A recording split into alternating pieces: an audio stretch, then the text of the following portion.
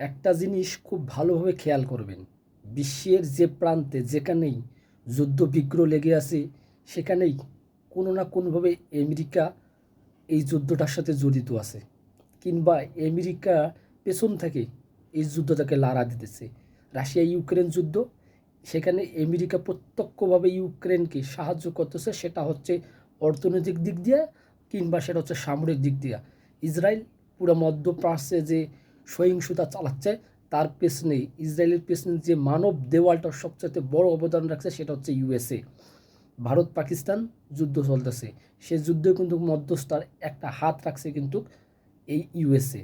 চীন, তাইওয়ান, হংকংয়ে যে ধরনের একটা যুদ্ধ অবস্থা তৈরি হয় সেখানেও কিন্তু আমেরিকা মাথাচাড়া দিয়ে দেয়।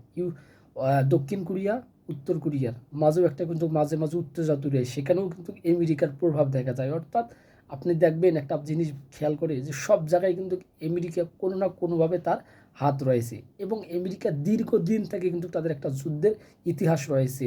আপনি যদি ইরাকে দেখেন, আপনি যদি ইরানে দেখেন, আপনি যদি আফগানিস্তান দেখেন, লিবিয়া, মিশর, এমন কোনো জায়গায় নাই যে আমেরিকার হাত নাই সেই যুদ্ধে।